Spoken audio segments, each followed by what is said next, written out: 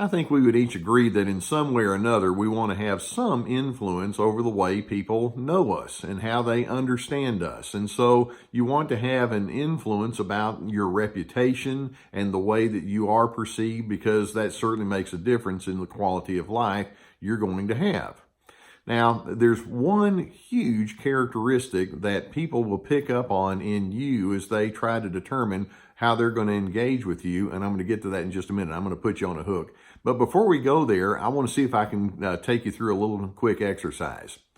Go back to your high school days in your mind and recall a favorite teacher that you had. Okay, do you have that person in mind? Now, I want you to think, give me 2 sentences, word for word, that person spoke to you.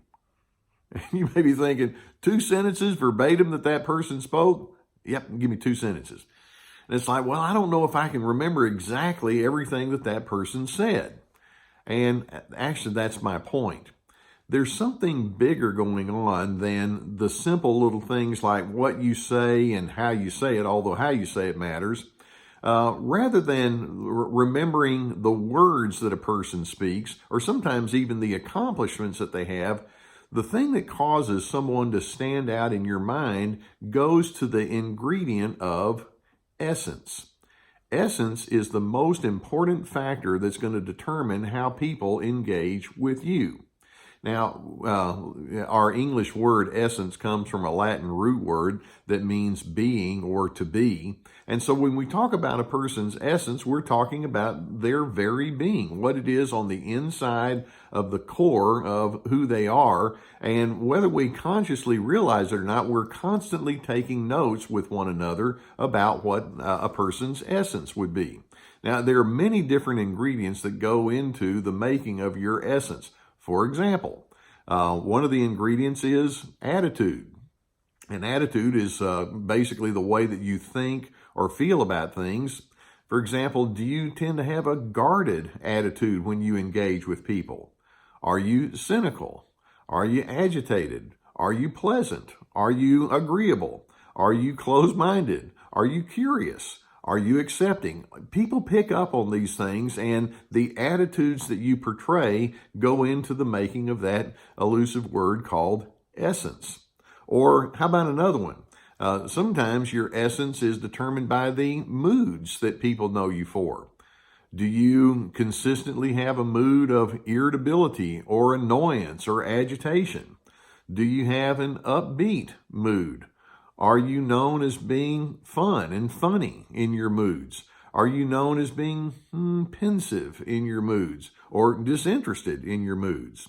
Or how about another primary quality that goes into the making of your essence? And that's right here, your tone of voice.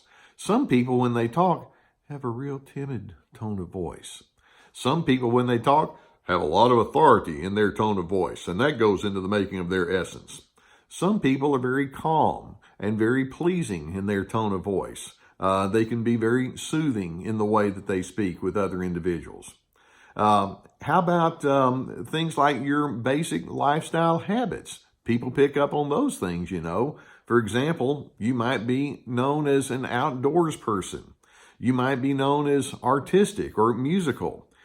People may know you because you're obsessive compulsive. Or that you're the one that always remembers to send cards. Or how about another element that goes into the making of essence, and that is just your general appearance. Some people you remember, oh yeah, that person's really sloppy, or that person's a neat freak, or this person over here, they tend to dress with a lot of color. Or this person over here seems to be kind of inconsistent in the way that they appear. For example, they may wear a tuxedo with sneakers, and that tells you something about their essence. Or how about their approach towards relationships in general? Some people are known for being very empathetic. Others might just have an I don't care attitude towards relationship. Some are very self-assured. Some people are very self-centered in the way that they do relationships. Some people are argumentative. They'll debate with a tree stump. Do you get an idea of what I'm talking about? Essence is the conglomeration of many, many different kinds of characteristics. And basically, when people are in your presence or you're in the presence of others, we're picking up on all sorts of cues that says, here's what you can know about me. And so I guess this sets up a really large question that goes along with that, and that is, how do you want to be known? What do you want your essence to be? And then does your exterior reflect well on what that interior element would contain? So I have a few questions that I want you to ponder as we think about maintaining an essence about yourself. One question is, how self-aware are you? Do you realize that everything you think and say and do reflects something about your inner being, and people are receiving messages? Are you aware of what that entails? And that's really huge, your self-awareness. And then another question is, do you desire to make a difference? Now, whether you desire to make a difference or not, you actually do make a difference. And so my thinking is, well, I want my essence to be such that whatever I'm hoping to accomplish here on this planet during the allotted days that I have does make some sort of difference. What is that? Now, I'm one of these that I hope that my essence can in fact exude goodness and decency, dignity and respect and courtesy, those kinds of ingredients.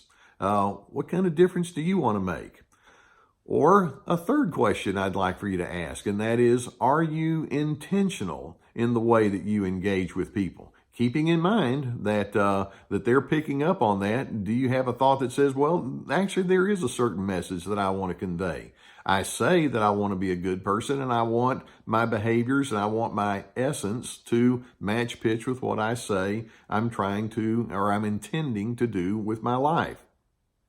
And then perhaps a fourth question we can ask is, are you willing to receive feedback regarding the way that you come across? I recall one man who said, no, I really want to be known as being a loving person, and yet he had a scowl on his face and he wasn't very friendly when he first came into a room. And as we talked about some of those kinds of qualities, it's like, oh yeah, I guess I need to be a little bit more consistent in how I act so that it actually matches pitch with what I say I want to be known for. So let's keep in mind one very huge thought, and that is, there's no such thing as no communication. Everything you think and say and do, how you carry yourself, how you respond to each other, how you just manage even the most trivial things in your life, communicates essence. It communicates the actual elements of your being. And so I'm hoping that as you think about how you want to be known, that perhaps your life would convey the message, I'm going someplace good, and I hope that you would join me in that effort. Is that what your essence tells people? I would hope so. By the way, if you take a look back over my right shoulder, there's one guy back there in that chair. He's asleep. That's Gus. Right now, his essence says, hey, let's chill out. Okay, I can take that message. Anyway, if you'd like to subscribe to this network, I would love for you to go beneath the video and hit the subscribe button. We'll keep you apprised when more videos come along. And then beneath the video as well, I have some links to some of my books and some of my online workshops. And if you find those helpful, perhaps you'd like to take advantage of those. Thanks for letting me be a part of your journey. I take it seriously, and I hope that these episodes prompt you into some good thinking. And that being the case, I hope to see you around again, and I shall be with you next time.